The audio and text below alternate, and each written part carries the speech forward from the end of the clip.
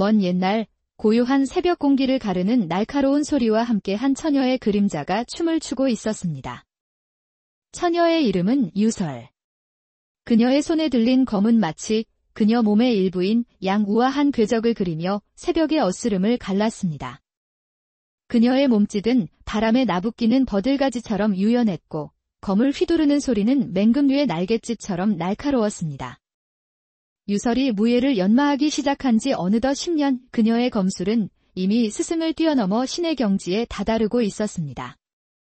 하지만 여인의 몸으로 검을 다룬다는 것은 당시로서는 목숨을 내건 위험천만한 일이었습니다. 그때 고요한 숲의 정적을 깨고 아이들의 해맑은 웃음소리가 들려왔습니다. 유설은 화들짝 놀라 재빨리 검을 등 뒤로 감추었습니다. 저기 봐. 하얀 옷을 입은 귀신이 칼춤을 추고 있어. 거짓말 마. 저건 유설 누나잖아. 유설은 재빨리 검을 바위 틈에 숨기고는 아무 일 없었다는 듯 아이들 앞에 나타났습니다. 일부러 헝클어진 머리를 정돈하지 않은 채 태연한 척 미소를 지었습니다. 아이고, 이 녀석들. 이른 아침부터 산에 올라와 누나를 놀라게 하는구나. 누나는 약초 캐러 왔단다. 거짓말. 분명히 누나가 칼 휘두르는 거 봤어요. 유설은 장난기 가득한 눈으로 아이의 머리를 쓰다듬었습니다. 이 녀석, 여자애인 내가 무슨 칼을 휘두르겠니? 짙은 아침 안개 때문에 헛거들 본 게지? 아닌데? 내 두 눈으로 똑똑히 봤는데. 누나는 거짓말쟁이야. 아이들은 자기들끼리 키득거리며 산을 내려갔습니다. 산에서 내려온 유설은 자신이 여종으로 일하는 주인집 마당에서 물동이를 이고 우물가로 향했습니다. 그 모습을 주인집 도령이 음흉한 시선으로 끈질기게 쳐다보고 있었습니다. 그의 시선을 의식한 유설은 그만 발을 헛디뎌 물동이를 엎지르고 말았습니다. 젖은 치맛자락 아래로 그녀의 탄탄한 허벅지가 드러났습니다. 유설아. 이왕 보인 김에 조금만 더 보여주려무나. 내 허벅지가 참으로 탐스럽구나. 도련님께서는 넘어진 저보다 제 허벅지만 보이시나 봅니다.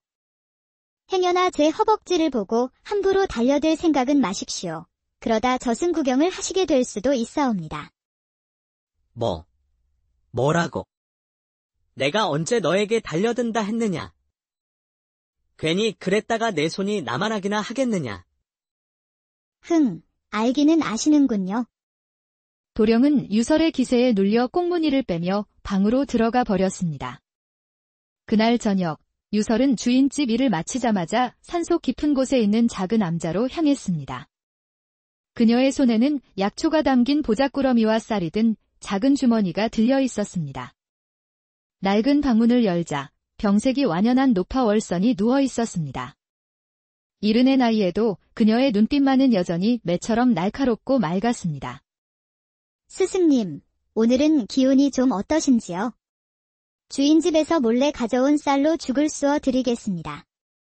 노파월선은 희미한 미소를 지으며 고개를 끄덕였습니다. 그녀의 주름진 손이 유설의 손을 따뜻하게 감쌌습니다. 내 제자가 이리도 효심이 깊을 줄이야. 10살에 버려졌던 계집아이를 거두었을 땐 미처 몰랐구나. 유설은 아궁이에 불을 지피며 어린 시절을 회상했습니다. 버려진 자신을 거두어 밤마다 혹독하게 검법을 가르치던 스승의 모습, 실수할 때마다 엄하게 꾸짖던 목소리가 생생했습니다. 노파월선은 한때 갸차라 불리던 전설적인 역검객이었습니다. 오늘 새벽에도 연습했습니다. 스승님. 가르쳐주신 10단 검법 말입니다. 그 순간 노파월선이 갑자기 심한 기침을 토해냈습니다. 그녀의 입가로 붉은 피가 왈칵 쏟아졌습니다. 스승님. 괜찮으십니까? 약초를 더 캐와야겠습니다. 괜찮다. 이 늙은이가 갈 때가 되었을 뿐이야. 그런 말씀 마십시오, 스승님. 돌아가시면 이 유설의 칼솜씨는 누구에게 자랑하겠습니까? 아직 마지막 비법도 전수받지 못했는걸요. 유설의 말에 월서는 피 묻은 입가로 옅은 미소를 지었습니다. 내 솜씨라면 이제 나보다 나을 게다. 아닙니다. 저는 아직 스승님의 반에도 미치지 못합니다. 일단 산에서 약초부터 더 구해오겠습니다. 한편 같은 시각, 한양에서는 젊은 선비 윤태하가 깊은 방조 판서의 서재를 몰래 뒤지고 있었습니다. 그는 판서 조경만의 서재에서 반역과 관련된 증거 문서를 찾고 있었습니다. 그러던 중 붓글씨가 선명한 문서 하나를 발견한 윤태하의 두 눈이 커졌습니다. 재빨리 문서를 품속에 숨기는 순간 밖에서 인기척이 들려왔습니다. 판서 조경만이 부하들과 함께 다가오는 소리였습니다. 윤태하는 급히 뒷문으로 향했습니다. 하지만 서두르다 그만 족자에 발이 걸려 병풍과 함께 요란한 소리를 내며 넘어지고 말았습니다. 아이쿠. 윤태하는 간신히 뒷문으로 빠져나와 담장을 넘었습니다. 그러나 등 뒤로 자객들의 날카로운 외침과 발소리가 점점 가까워졌습니다. 저기 있다. 저놈을 당장 잡아라. 윤태하는 상처의 고통을 참으며 어둠 속 숲으로 죽을 힘을 다해 달렸습니다. 그는 밤새도록 쉬지 않고 달리고 또 달렸습니다. 동이 틀 무렵 기진맥진한 그는 숲속 나무에 기대 거친 숨을 몰아쉬고 있었습니다. 바로 그때 숲속에서 약초 바구니를 든 유설이 나타났습니다. 그녀는 풀숲에 쓰러져 있는 윤태하를 발견하고 놀란 눈으로 그를 바라보았습니다. 선비님께서 어찌 이런 깊은 산속에 계시옵니까? 혹 도적이라도 만나셨는지요? 윤태하는 꼿꼿이 허리를 펴려 했으나 엉덩이의 통증에 다시 얼굴을 찡그렸습니다. 그대는 누구이며 이 숲에서 무엇을 하고 있는 것이오? 유설은 그의 거만한 태도에 눈살을 찌푸리며 허리에 손을 얹었습니다. 저는 이 근처 초가에 사는 유설이라 하옵니다. 선비께서는 도움이 필요해 보이시는데 그런 태도로는 제 도움을 받기 어려울 듯하옵니다. 윤태하는 무어라 대꾸하려다 갑자기 눈앞이 흐려지며 비틀거렸습니다. 아이고, 양반님들은 다 이러시나. 죽을 지경에도 체면만 차리시려 하니. 윤태하가 의식을 잃고 쓰러지자 유설은 한숨을 쉬며 그를 등에 업었습니다. 하필이면 산속에서 이런 약골 선비를 만나다니. 그녀는 작은 체구와 달리 놀라운 힘으로 윤태하를 업고 산길을 걸었습니다. 선비님, 깨어나시면 이 은혜는 꼭 갚으셔야 합니다. 천민이 양반을 업었다고 트집 잡으시면 아니 되고요. 잠시 후 윤태하는 낯선 약초 향기에 눈을 떴습니다. 깨끗한 집베개에 누워 있었고 상처에는 약이 발라져 있었습니다. 깨어나셨군요. 선비님께서 숲에서 정신을 잃으셔서 이리로 모셔왔사옵니다. 유설은 차분하게 말하며 약초를 빻고 있었습니다. 윤태하는 자신이 속옷만 입고 있는 것을 보고 깜짝 놀랐습니다. 내 옷은 어찌 되었소? 어찌 감히 양반의 몸에 손을 댄 것이냐? 윤태하가 목소리를 높이다 상처의 통증에 얼굴을 찡그렸습니다. 선비님의 옷이 너무 더러워 빨았사옵니다. 상처를 치료하려면 옷을 벗겨야 하지 않겠습니까? 고맙다는 말은 못할 망정 큰 소리치지 마시옵소서. 호, 내 몸을 보았느냐? 유설은 그의 말에 어이가 없다는 표정을 지었습니다. 아, 보지 않았으면 좋았을 것을. 뭐 볼 게 있어야 보지요. 쥐똥만 한 개 하나 붙어있긴 하더이다만 아무짝에도 쓸모없어 보이더이다. 그 말에 윤태하의 얼굴이 홍당무처럼 붉어졌습니다. 잠시 후 정신을 차린 윤태하는 방 안을 둘러보았습니다. 초가집치고는 무척 정갈했고 벽에는 검과 검법 그림이 걸려 있었습니다. 여인의 거처에 어찌 이런 병서와 검이 있는 것이오? 제 스승님의 유품이옵니다. 스승님은 검술에 능하셨고 제게도 가르쳐 주셨지요. 윤태하는 잠시 침묵하다가 무언가 결심한 듯 입을 열었습니다. 나는 선비 윤태하라고 하오. 지금 나는 조 판서의 반역 음모를 밝히는 중이오. 그 말에 유설의 눈빛이 날카롭게 변했습니다. 조경만이라. 그 이름 스승님께 들은 적이 있사옵니다. 스승님께서 은둔하신 이유와 관련이 있다고 하셨지요. 그렇다면 우리는 같은 적을 둔 셈이군. 유설낭자, 그대의 도움이 필요하오. 그 순간 유설은 스승님의 위중한 건강이 걱정되었습니다. 잠시 다녀올 곳이 있습니다. 이곳에서 쉬고 계시지요. 유설은 서둘러 스승님이 계신 암자로 달려갔습니다. 암자에 도착한 유설은 조심스럽게 문을 열고 안으로 들어섰습니다. 스승님. 제자 유설이 왔사옵니다. 유설이냐? 왔구나. 스승님, 오늘 숲에서 윤태하라는 선비를 만났습니다. 그분이 판서 조경만의 반역 음모를 밝히려 하고 있사옵니다. 그 말에 월선의 눈이 번쩍 뜨였습니다. 윤태야. 그 아이는 어떻게 생겼더냐? 유설이 윤태하의 인상착의를 설명하자 월선의 눈가에 이슬이 맺혔습니다. 인연이란 참으로 묘하구나. 유설아. 그 선비를 도와 조경만에게 복수하거라. 그자는 나의 원수이자 천하의 역적이다. 월선의 숨이 점점 가빠지기 시작했습니다. 그리고 그 아이는 너와 가까운 사람이다. 월선은 그 말을 마지막으로 조용히 숨을 거두었습니다. 유설은 스승의 마지막 유언을 가슴에 새긴 채 오열했습니다. 다음 날 스승의 묘를 만들어준 유설은 결연한 표정으로 윤태하에게 돌아왔습니다. 선비님을 돕겠습니다. 고맙소, 유설낭자. 그대가 함께 해준다면 천군만마를 얻은 듯할 것이오. 그리하여 두 사람은 함께 한양으로 향했습니다. 며칠 후 달빛마저 구름에 가려진 캄캄한 밤, 윤태하와 유설은 외딴 기와집을 조심스럽게 살피고 있었습니다. 저들이 모이기 전에 우리가 먼저 들어가 잠복해야 하오. 제가 먼저 들어가 안을 살펴보겠습니다. 유설은 마치 나비처럼 사뿐히 담장을 넘어 그림자처럼 소리 없이 움직이며 경비병들의 위치를 파악했습니다. 두 사람은 비밀 회합이 열리는 안방 벽장 속에 몸을 숨겼습니다. 좁은 공간에 몸이 밀착되자 윤태하의 심장이 주체할 수 없이 빠르게 뛰기 시작했습니다. 유설은 그의 빠른 심장박동을 느끼며 그의 귓가에 작게 속삭였습니다. 선비님, 심장이 너무 빠르게 뛰는군요. 혹 저 때문이라면 들키지 않게 진정하셔야겠습니다. 그 순간 방 안으로 조경만과 그의 일당들이 들어와 자리에 앉았습니다. 이번 달 보름에 거사를 치르겠소. 왕을 폐위시키고 새로운 세상을 열 것이오. 두 사람은 숨소리마저 죽인 채 그들의 영모 계획을 모두 엿들었습니다. 잠복을 마치고 돌아오는 강변숲길, 달빛이 두 사람을 은은하게 비추고 있었습니다. 오늘 그대가 아니었다면 중요한 증거를 얻지 못했을 것이오. 진심으로 고맙소. 윤태하는 달빛에 비친 유설의 모습을 넋을 잃고 바라보았습니다. 달빛은 양반과 천민을 가리지 않고 공평하게 비추는군요. 그대는 어떤 양반 여인보다도 훌륭하오.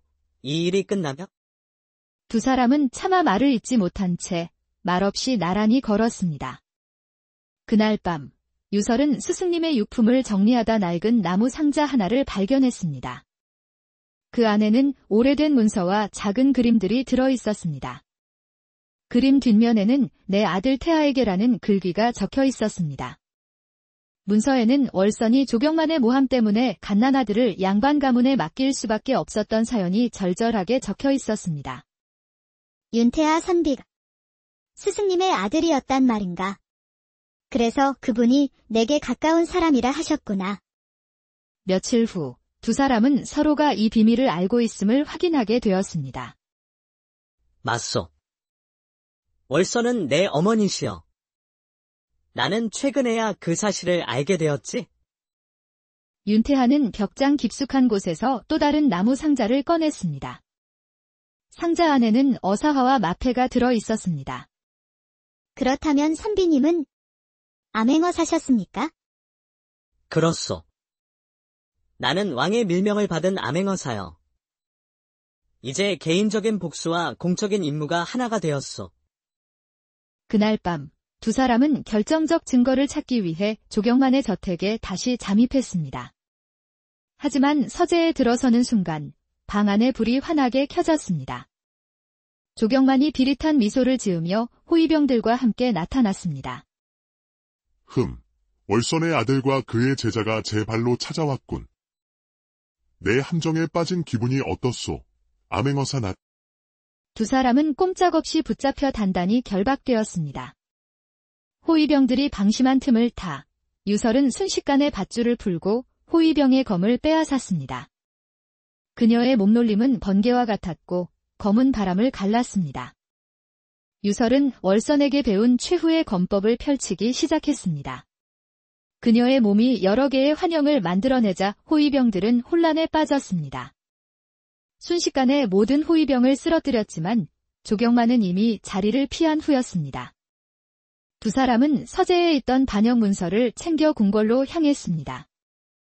임금은 모든 증거를 확인하고 크게 노하여 조경만 일당의 체포를 명했습니다. 당장 역적 조경만과 그 일당을 모조리 잡아들이라. 며칠 후 영모는 모두 진압되었고 조경만은 도주하다가 죽음을 맞이했습니다. 임금은 윤태하와 유설을 불러 큰 상을 내렸습니다. 윤태하의 공이 크다.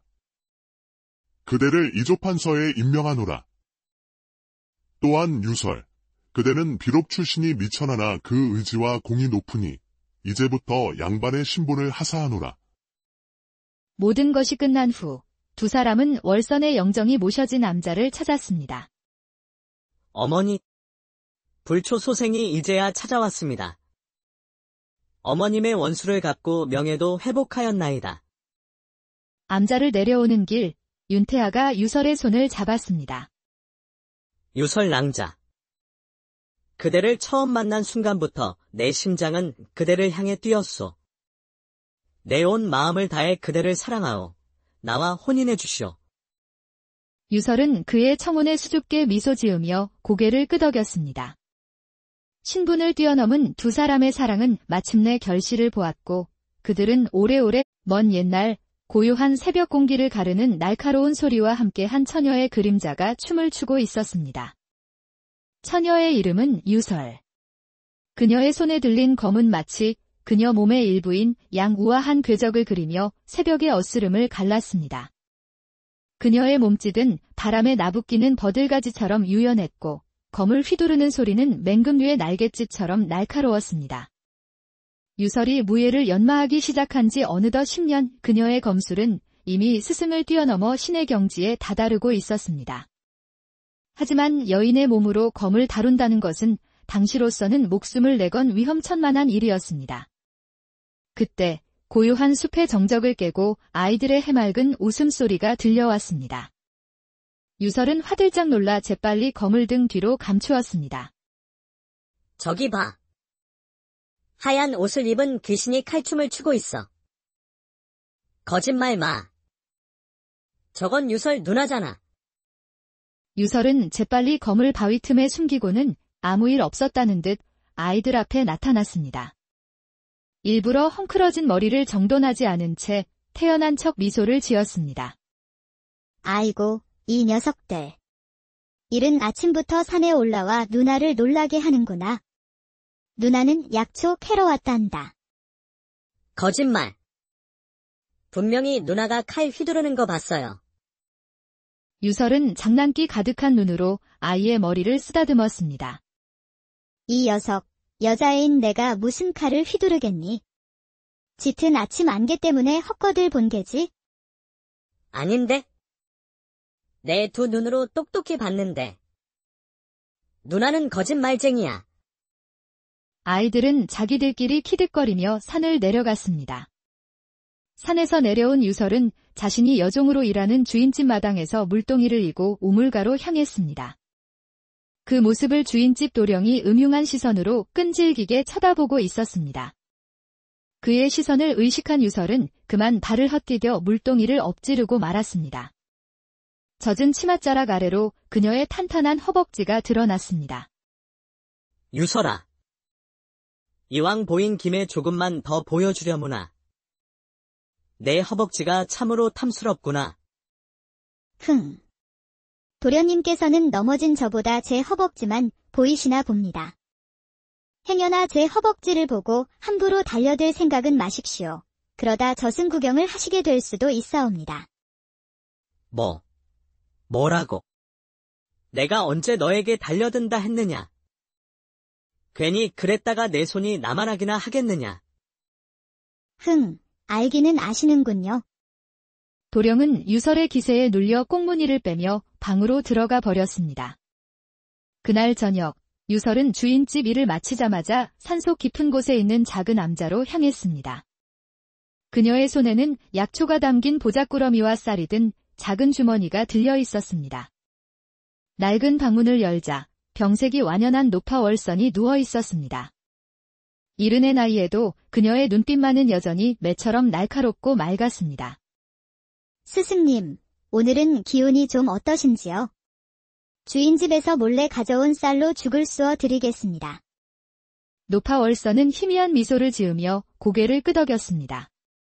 그녀의 주름진 손이 유설의 손을 따뜻하게 감쌌습니다. 내 제자가 이리도 효심이 깊을 줄이야. 10살에 버려졌던 계집아이를 거두었을 땐 미처 몰랐구나. 유설은 아궁이에 불을 지피며 어린 시절을 회상했습니다. 버려진 자신을 거두어 밤마다 혹독하게 검법을 가르치던 스승의 모습, 실수할 때마다 엄하게 꾸짖던 목소리가 생생했습니다. 노파월선은 한때 갸차라 불리던 전설적인 역검객이었습니다. 오늘 새벽에도 연습했습니다. 스승님. 가르쳐주신 10단 검법 말입니다. 그 순간 노파월선이 갑자기 심한 기침을 토해냈습니다. 그녀의 입가로 붉은 피가 왈칵 쏟아졌습니다. 스승님. 괜찮으십니까? 약초를 더 캐와야겠습니다. 괜찮다. 이 늙은이가 갈 때가 되었을 뿐이야. 그런 말씀 마십시오, 스승님. 돌아가시면 이 유설의 칼솜씨는 누구에게 자랑하겠습니까? 아직 마지막 비법도 전수받지 못했는걸요. 유설의 말에 월선은 피 묻은 입가로 옅은 미소를 지었습니다. 내 솜씨라면 이제 나보다 나을 게다. 아닙니다. 저는 아직 스승님의 반에도 미치지 못합니다. 일단 산에서 약초부터 더 구해오겠습니다. 한편 같은 시각, 한양에서는 젊은 선비 윤태하가 깊은 방조 판서의 서재를 몰래 뒤지고 있었습니다. 그는 판서 조경만의 서재에서 반역과 관련된 증거 문서를 찾고 있었습니다. 그러던 중 붓글씨가 선명한 문서 하나를 발견한 윤태하의 두 눈이 커졌습니다. 재빨리 문서를 품속에 숨기는 순간 밖에서 인기척이 들려왔습니다. 판서 조경만이 부하들과 함께 다가오는 소리였습니다. 윤태하는 급히 뒷문으로 향했습니다. 하지만 서두르다 그만 족자에 발이 걸려 병풍과 함께 요란한 소리를 내며 넘어지고 말았습니다. 아이쿠. 윤태하는 간신히 뒷문으로 빠져나와 담장을 넘었습니다. 그러나 등 뒤로 자객들의 날카로운 외침과 발소리가 점점 가까워졌습니다. 저기 있다. 저놈을 당장 잡아라. 윤태하는 상처의 고통을 참으며 어둠 속 숲으로 죽을 힘을 다해 달렸습니다. 그는 밤새도록 쉬지 않고 달리고 또 달렸습니다. 동이틀 무렵 기진맥진한 그는 숲속 나무에 기대 거친 숨을 몰아쉬고 있었습니다. 바로 그때 숲속에서 약초 바구니를 든 유설이 나타났습니다. 그녀는 풀숲에 쓰러져 있는 윤태하를 발견하고 놀란 눈으로 그를 바라보았습니다. 선비님께서 어찌 이런 깊은 산속에 계시옵니까? 혹 도적이라도 만나셨는지요? 윤태하는 꼿꼿이 허리를 펴려 했으나 엉덩이의 통증에 다시 얼굴을 찡그렸습니다. 그대는 누구이며 이 숲에서 무엇을 하고 있는 것이오? 유설은 그의 거만한 태도에 눈살을 찌푸리며 허리에 손을 얹었습니다. 저는 이 근처 초가에 사는 유설이라 하옵니다. 선비께서는 도움이 필요해 보이시는데 그런 태도로는 제 도움을 받기 어려울 듯하옵니다. 윤태하는 무어라 대꾸하려다 갑자기 눈앞이 흐려지며 비틀거렸습니다. 아이고, 양반님들은 다 이러시나. 죽을 지경에도 체면만 차리시려 하니. 윤태하가 의식을 잃고 쓰러지자 유설은 한숨을 쉬며 그를 등에 업었습니다. 하필이면 산속에서 이런 약골 선비를 만나다니. 그녀는 작은 체구와 달리 놀라운 힘으로 윤태하를 업고 산길을 걸었습니다. 선비님, 깨어나시면 이 은혜는 꼭 갚으셔야 합니다. 천민이 양반을 업었다고 트집 잡으시면 아니 되고요. 잠시 후 윤태하는 낯선 약초 향기에 눈을 떴습니다. 깨끗한 집베개에 누워 있었고 상처에는 약이 발라져 있었습니다. 깨어나셨군요. 선비님께서 숲에서 정신을 잃으셔서 이리로 모셔왔사옵니다. 유설은 차분하게 말하며 약초를 빻고 있었습니다. 윤태하는 자신이 속옷만 입고 있는 것을 보고 깜짝 놀랐습니다. 내 옷은 어찌 되었소? 어찌 감히 양반의 몸에 손을 댄 것이냐? 윤태하가 목소리를 높이다 상처의 통증에 얼굴을 찡그렸습니다. 선비님의 옷이 너무 더러워 빨았사옵니다. 상처를 치료하려면 옷을 벗겨야 하지 않겠습니까? 고맙다는 말은 못할 망정 큰 소리치지 마시옵소서. 호, 내 몸을 보았느냐?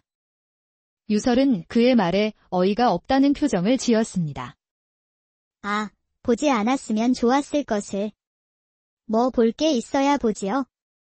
쥐똥만 한 개 하나 붙어있긴 하더이다만 아무짝에도 쓸모없어 보이더이다. 그 말에 윤태하의 얼굴이 홍당무처럼 붉어졌습니다. 잠시 후 정신을 차린 윤태하는 방 안을 둘러보았습니다. 초가집치고는 무척 정갈했고 벽에는 검과 검법 그림이 걸려 있었습니다. 여인의 거처에 어찌 이런 병서와 검이 있는 것이오? 제 스승님의 유품이옵니다. 스승님은 검술에 능하셨고 제게도 가르쳐 주셨지요. 윤태하는 잠시 침묵하다가 무언가 결심한 듯 입을 열었습니다. 나는 선비 윤태하라고 하오. 지금 나는 조 판서의 반역 음모를 밝히는 중이오. 그 말에 유설의 눈빛이 날카롭게 변했습니다. 조경만이라. 그 이름 스승님께 들은 적이 있사옵니다. 스승님께서 은둔하신 이유와 관련이 있다고 하셨지요. 그렇다면 우리는 같은 적을 둔 셈이군. 유설낭자, 그대의 도움이 필요하오. 그 순간 유설은 스승님의 위중한 건강이 걱정되었습니다. 잠시 다녀올 곳이 있습니다. 이곳에서 쉬고 계시지요. 유설은 서둘러 스승님이 계신 암자로 달려갔습니다. 암자에 도착한 유설은 조심스럽게 문을 열고 안으로 들어섰습니다. 스승님. 제자 유설이 왔사옵니다. 유설이냐? 왔구나. 스승님, 오늘 숲에서 윤태하라는 선비를 만났습니다. 그분이 판서 조경만의 반역 음모를 밝히려 하고 있사옵니다. 그 말에 월선의 눈이 번쩍 뜨였습니다. 윤태야. 그 아이는 어떻게 생겼더냐? 유설이 윤태하의 인상차기를 설명하자 월선의 눈가에 이슬이 맺혔습니다. 인연이란 참으로 묘하구나. 유설아. 그 선비를 도와 조경만에게 복수하거라. 그자는 나의 원수이자 천하의 역적이다. 월선의 숨이 점점 가빠지기 시작했습니다. 그리고 그 아이는 너와 가까운 사람이다. 월선은 그 말을 마지막으로 조용히 숨을 거두었습니다. 유설은 스승의 마지막 유언을 가슴에 새긴 채 오열했습니다. 다음 날 스승의 묘를 만들어준 유설은 결연한 표정으로 윤태하에게 돌아왔습니다. 선비님을 돕겠습니다. 고맙소, 유설낭자. 그대가 함께 해준다면 천군만마를 얻은 듯할 것이오. 그리하여 두 사람은 함께 한양으로 향했습니다. 며칠 후 달빛마저 구름에 가려진 캄캄한 밤, 윤태하와 유설은 외딴 기와집을 조심스럽게 살피고 있었습니다. 저들이 모이기 전에 우리가 먼저 들어가 잠복해야 하오. 제가 먼저 들어가 안을 살펴보겠습니다. 유설은 마치 나비처럼 사뿐히 담장을 넘어 그림자처럼 소리 없이 움직이며 경비병들의 위치를 파악했습니다. 두 사람은 비밀 회합이 열리는 안방 벽장 속에 몸을 숨겼습니다. 좁은 공간에 몸이 밀착되자 윤태하의 심장이 주체할 수 없이 빠르게 뛰기 시작했습니다. 유설은 그의 빠른 심장박동을 느끼며 그의 귓가에 작게 속삭였습니다. 선비님, 심장이 너무 빠르게 뛰는군요. 혹 저 때문이라면 들키지 않게 진정하셔야겠습니다. 그 순간 방 안으로 조경만과 그의 일당들이 들어와 자리에 앉았습니다. 이번 달 보름에 거사를 치르겠소. 왕을 폐위시키고 새로운 세상을 열 것이오. 두 사람은 숨소리마저 죽인 채 그들의 영모 계획을 모두 엿들었습니다. 잠복을 마치고 돌아오는 강변숲길, 달빛이 두 사람을 은은하게 비추고 있었습니다. 오늘 그대가 아니었다면 중요한 증거를 얻지 못했을 것이오. 진심으로 고맙소. 윤태하는 달빛에 비친 유설의 모습을 넋을 잃고 바라보았습니다. 달빛은 양반과 천민을 가리지 않고 공평하게 비추는군요. 그대는 어떤 양반 여인보다도 훌륭하오. 이 일이 끝나면? 두 사람은 차마 말을 잇지 못한 채 말없이 나란히 걸었습니다.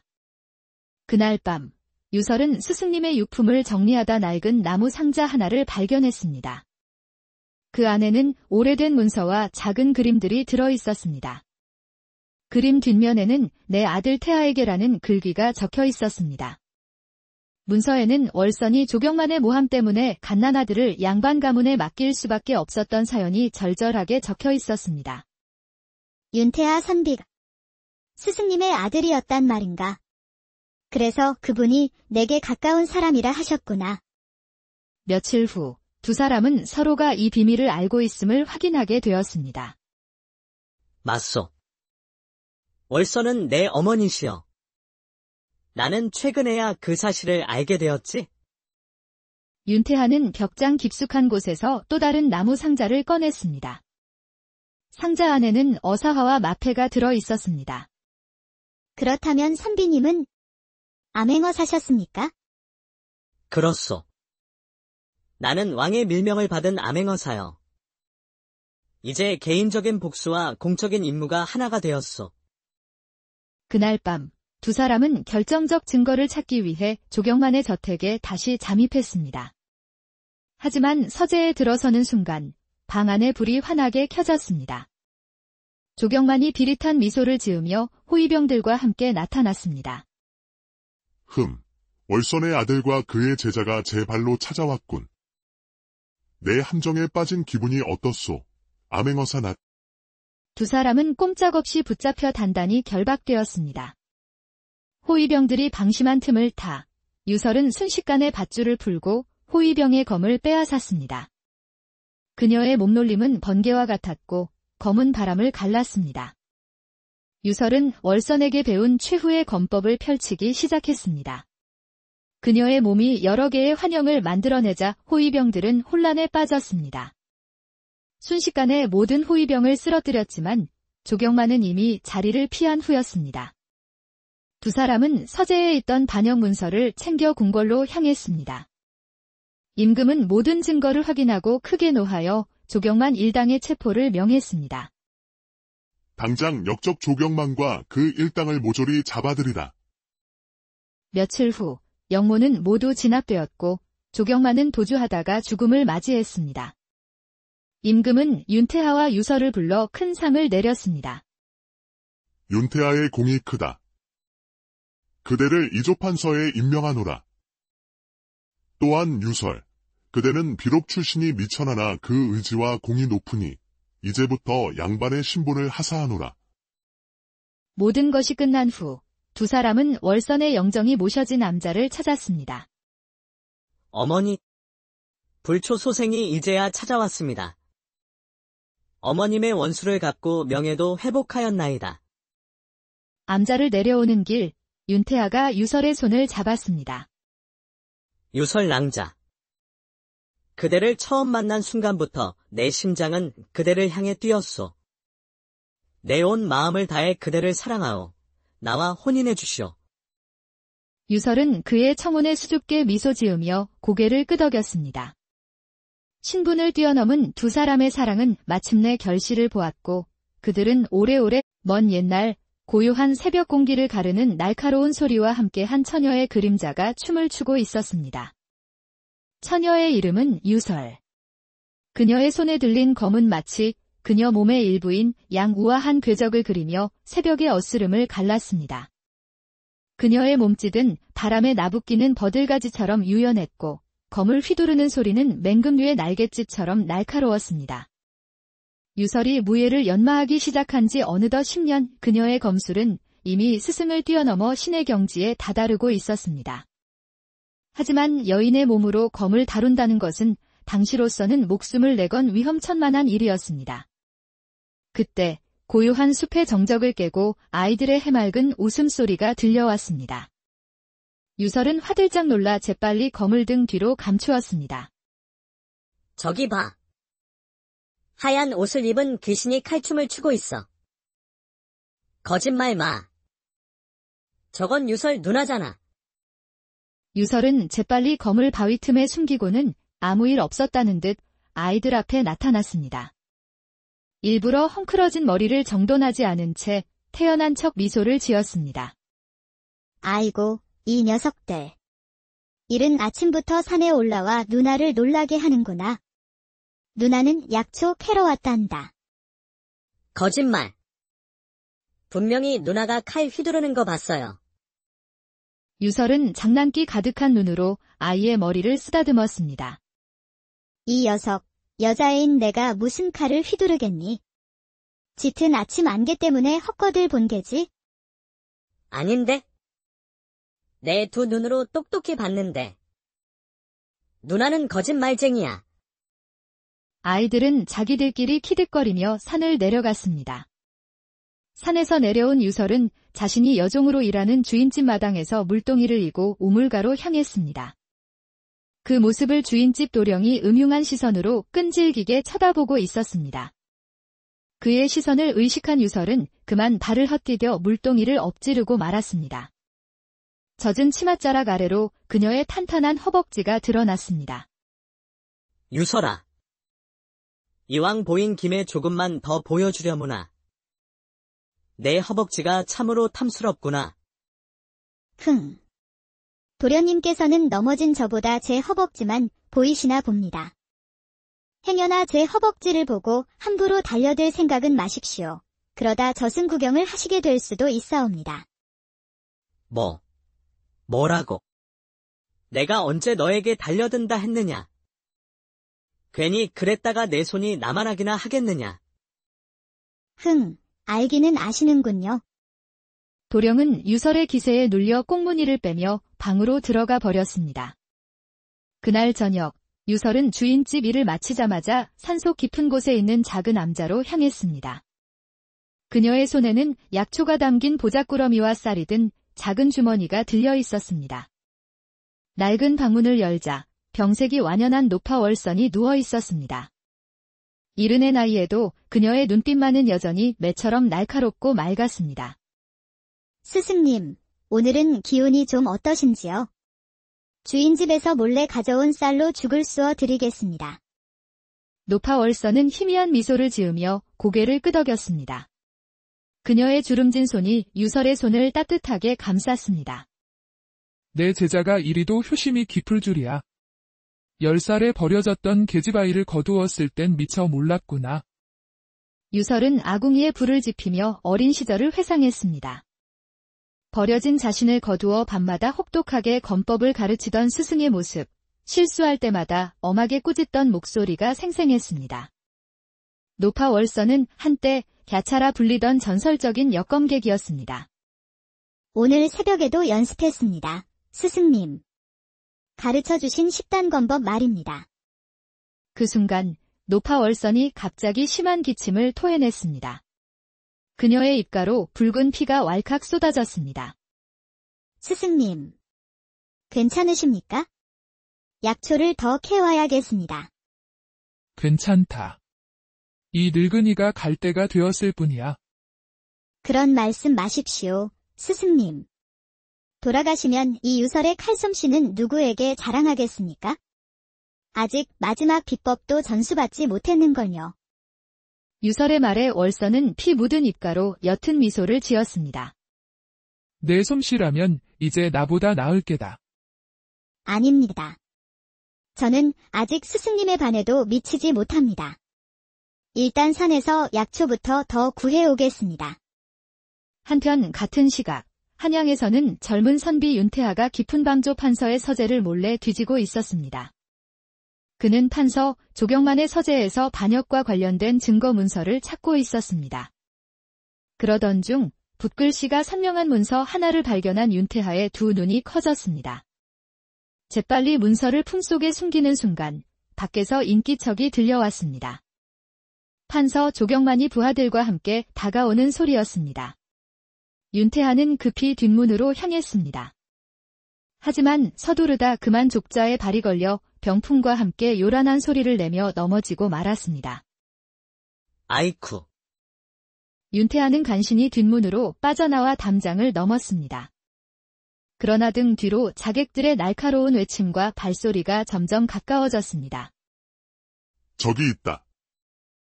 저놈을 당장 잡아라. 윤태하는 상처의 고통을 참으며 어둠 속 숲으로 죽을 힘을 다해 달렸습니다. 그는 밤새도록 쉬지 않고 달리고 또 달렸습니다. 동이틀 무렵 기진맥진한 그는 숲속 나무에 기대 거친 숨을 몰아쉬고 있었습니다.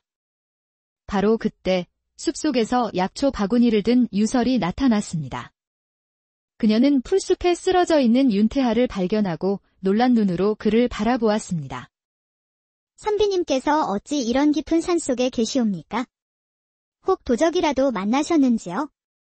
윤태하는 꼿꼿이 허리를 펴려 했으나 엉덩이의 통증에 다시 얼굴을 찡그렸습니다. 그대는 누구이며 이 숲에서 무엇을 하고 있는 것이오? 유설은 그의 거만한 태도에 눈살을 찌푸리며 허리에 손을 얹었습니다. 저는 이 근처 초가에 사는 유설이라 하옵니다. 선비께서는 도움이 필요해 보이시는데 그런 태도로는 제 도움을 받기 어려울 듯하옵니다. 윤태하는 무어라 대꾸하려다 갑자기 눈앞이 흐려지며 비틀거렸습니다. 아이고, 양반님들은 다 이러시나. 죽을 지경에도 체면만 차리시려 하니. 윤태하가 의식을 잃고 쓰러지자 유설은 한숨을 쉬며 그를 등에 업었습니다. 하필이면 산속에서 이런 약골 선비를 만나다니. 그녀는 작은 체구와 달리 놀라운 힘으로 윤태하를 업고 산길을 걸었습니다. 선비님, 깨어나시면 이 은혜는 꼭 갚으셔야 합니다. 천민이 양반을 업었다고 트집 잡으시면 아니 되고요. 잠시 후 윤태하는 낯선 약초 향기에 눈을 떴습니다. 깨끗한 집베개에 누워 있었고 상처에는 약이 발라져 있었습니다. 깨어나셨군요. 선비님께서 숲에서 정신을 잃으셔서 이리로 모셔왔사옵니다. 유설은 차분하게 말하며 약초를 빻고 있었습니다. 윤태하는 자신이 속옷만 입고 있는 것을 보고 깜짝 놀랐습니다. 내 옷은 어찌 되었소? 어찌 감히 양반의 몸에 손을 댄 것이냐? 윤태하가 목소리를 높이다 상처의 통증에 얼굴을 찡그렸습니다. 선비님의 옷이 너무 더러워 빨았사옵니다. 상처를 치료하려면 옷을 벗겨야 하지 않겠습니까? 고맙다는 말은 못할 망정 큰 소리치지 마시옵소서. 호, 내 몸을 보았느냐? 유설은 그의 말에 어이가 없다는 표정을 지었습니다. 아, 보지 않았으면 좋았을 것을. 뭐 볼 게 있어야 보지요. 쥐똥만 한 개 하나 붙어있긴 하더이다만 아무짝에도 쓸모없어 보이더이다. 그 말에 윤태하의 얼굴이 홍당무처럼 붉어졌습니다. 잠시 후 정신을 차린 윤태하는 방 안을 둘러보았습니다. 초가집치고는 무척 정갈했고 벽에는 검과 검법 그림이 걸려 있었습니다. 여인의 거처에 어찌 이런 병서와 검이 있는 것이오? 제 스승님의 유품이옵니다. 스승님은 검술에 능하셨고 제게도 가르쳐 주셨지요. 윤태하는 잠시 침묵하다가 무언가 결심한 듯 입을 열었습니다. 나는 선비 윤태하라고 하오. 지금 나는 조 판서의 반역 음모를 밝히는 중이오. 그 말에 유설의 눈빛이 날카롭게 변했습니다.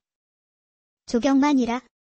그 이름 스승님께 들은 적이 있사옵니다.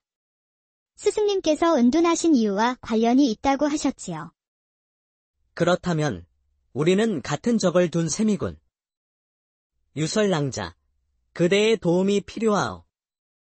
그 순간 유설은 스승님의 위중한 건강이 걱정되었습니다. 잠시 다녀올 곳이 있습니다. 이곳에서 쉬고 계시지요. 유설은 서둘러 스승님이 계신 암자로 달려갔습니다. 암자에 도착한 유설은 조심스럽게 문을 열고 안으로 들어섰습니다. 스승님. 제자 유설이 왔사옵니다. 유설이냐? 왔구나. 스승님, 오늘 숲에서 윤태하라는 선비를 만났습니다. 그분이 판서 조경만의 반역 음모를 밝히려 하고 있사옵니다. 그 말에 월선의 눈이 번쩍 뜨였습니다. 윤태야. 그 아이는 어떻게 생겼더냐? 유설이 윤태하의 인상차기를 설명하자 월선의 눈가에 이슬이 맺혔습니다. 인연이란 참으로 묘하구나. 유설아. 그 선비를 도와 조경만에게 복수하거라. 그자는 나의 원수이자 천하의 역적이다. 월선의 숨이 점점 가빠지기 시작했습니다. 그리고 그 아이는 너와 가까운 사람이다. 월선은 그 말을 마지막으로 조용히 숨을 거두었습니다. 유설은 스승의 마지막 유언을 가슴에 새긴 채 오열했습니다. 다음 날 스승의 묘를 만들어준 유설은 결연한 표정으로 윤태하에게 돌아왔습니다. 선비님을 돕겠습니다. 고맙소, 유설낭자. 그대가 함께 해준다면 천군만마를 얻은 듯할 것이오. 그리하여 두 사람은 함께 한양으로 향했습니다. 며칠 후 달빛마저 구름에 가려진 캄캄한 밤, 윤태하와 유설은 외딴 기와집을 조심스럽게 살피고 있었습니다. 저들이 모이기 전에 우리가 먼저 들어가 잠복해야 하오. 제가 먼저 들어가 안을 살펴보겠습니다. 유설은 마치 나비처럼 사뿐히 담장을 넘어 그림자처럼 소리 없이 움직이며 경비병들의 위치를 파악했습니다. 두 사람은 비밀 회합이 열리는 안방 벽장 속에 몸을 숨겼습니다. 좁은 공간에 몸이 밀착되자 윤태하의 심장이 주체할 수 없이 빠르게 뛰기 시작했습니다. 유설은 그의 빠른 심장박동을 느끼며 그의 귓가에 작게 속삭였습니다. 선비님, 심장이 너무 빠르게 뛰는군요. 혹 저 때문이라면 들키지 않게 진정하셔야겠습니다. 그 순간 방 안으로 조경만과 그의 일당들이 들어와 자리에 앉았습니다. 이번 달 보름에 거사를 치르겠소. 왕을 폐위시키고 새로운 세상을 열 것이오. 두 사람은 숨소리마저 죽인 채 그들의 영모 계획을 모두 엿들었습니다. 잠복을 마치고 돌아오는 강변숲길, 달빛이 두 사람을 은은하게 비추고 있었습니다. 오늘 그대가 아니었다면 중요한 증거를 얻지 못했을 것이오. 진심으로 고맙소. 윤태하는 달빛에 비친 유설의 모습을 넋을 잃고 바라보았습니다. 달빛은 양반과 천민을 가리지 않고 공평하게 비추는군요. 그대는 어떤 양반 여인보다도 훌륭하오. 이 일이 끝나면? 두 사람은 차마 말을 잇지 못한 채 말없이 나란히 걸었습니다. 그날 밤, 유설은 스승님의 유품을 정리하다 낡은 나무 상자 하나를 발견했습니다. 그 안에는 오래된 문서와 작은 그림들이 들어 있었습니다. 그림 뒷면에는 내 아들 태하에게라는 글귀가 적혀 있었습니다. 문서에는 월선이 조경만의 모함 때문에 갓난아들을 양반 가문에 맡길 수밖에 없었던 사연이 절절하게 적혀 있었습니다.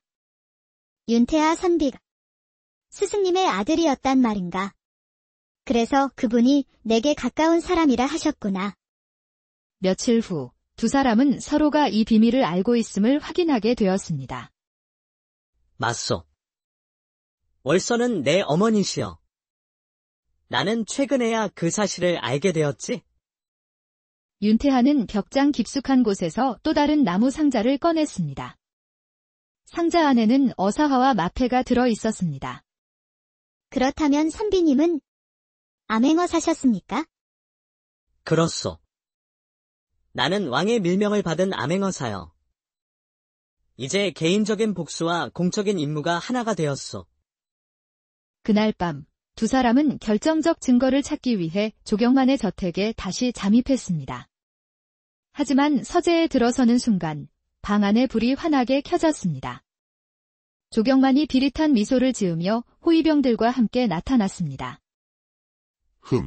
월선의 아들과 그의 제자가 제 발로 찾아왔군. 내 함정에 빠진 기분이 어떻소? 암행어사 낫. 두 사람은 꼼짝없이 붙잡혀 단단히 결박되었습니다. 호위병들이 방심한 틈을 타 유설은 순식간에 밧줄을 풀고 호위병의 검을 빼앗았습니다. 그녀의 몸놀림은 번개와 같았고 검은 바람을 갈랐습니다. 유설은 월선에게 배운 최후의 검법을 펼치기 시작했습니다. 그녀의 몸이 여러 개의 환영을 만들어내자 호위병들은 혼란에 빠졌습니다. 순식간에 모든 호위병을 쓰러뜨렸지만 조경만은 이미 자리를 피한 후였습니다. 두 사람은 서재에 있던 반영 문서를 챙겨 궁궐로 향했습니다. 임금은 모든 증거를 확인하고 크게 노하여 조경만 일당의 체포를 명했습니다. 당장 역적 조경만과 그 일당을 모조리 잡아들이라. 며칠 후 영모는 모두 진압되었고 조경만은 도주하다가 죽음을 맞이했습니다. 임금은 윤태하와 유설을 불러 큰 상을 내렸습니다. 윤태하의 공이 크다.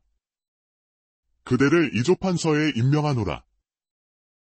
또한 유설, 그대는 비록 출신이 미천하나 그 의지와 공이 높으니 이제부터 양반의 신분을 하사하노라.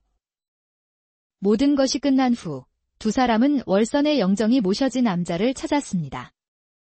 어머니, 불초 소생이 이제야 찾아왔습니다. 어머님의 원수를 갚고 명예도 회복하였나이다. 암자를 내려오는 길, 윤태하가 유설의 손을 잡았습니다. 유설 낭자. 그대를 처음 만난 순간부터 내 심장은 그대를 향해 뛰었소. 내 온 마음을 다해 그대를 사랑하오. 나와 혼인해 주시오. 유설은 그의 청혼에 수줍게 미소 지으며 고개를 끄덕였습니다. 신분을 뛰어넘은 두 사람의 사랑은 마침내 결실을 보았고 그들은 오래오래 먼 옛날 고요한 새벽 공기를 가르는 날카로운 소리와 함께한 처녀의 그림자가 춤을 추고 있었습니다. 처녀의 이름은 유설. 그녀의 손에 들린 검은 마치 그녀 몸의 일부인 양우아한 궤적을 그리며 새벽의 어스름을 갈랐습니다. 그녀의 몸짓은 바람에 나부끼는 버들가지처럼 유연했고 검을 휘두르는 소리는 맹금류의 날갯짓처럼 날카로웠습니다. 유설이 무예를 연마하기 시작한 지 어느덧 10년, 그녀의 검술은 이미 스승을 뛰어넘어 신의 경지에 다다르고 있었습니다. 하지만 여인의 몸으로 검을 다룬다는 것은 당시로서는 목숨을 내건 위험천만한 일이었습니다. 그때 고요한 숲의 정적을 깨고 아이들의 해맑은 웃음소리가 들려왔습니다. 유설은 화들짝 놀라 재빨리 검을 등 뒤로 감추었습니다. 저기 봐. 하얀 옷을 입은 귀신이 칼춤을 추고 있어. 거짓말 마. 저건 유설 누나잖아. 유설은 재빨리 검을 바위 틈에 숨기고는 아무 일 없었다는 듯 아이들 앞에 나타났습니다. 일부러 헝클어진 머리를 정돈하지 않은 채 태연한 척 미소를 지었습니다. 아이고, 이 녀석들. 이른 아침부터 산에 올라와 누나를 놀라게 하는구나. 누나는 약초 캐러 왔단다.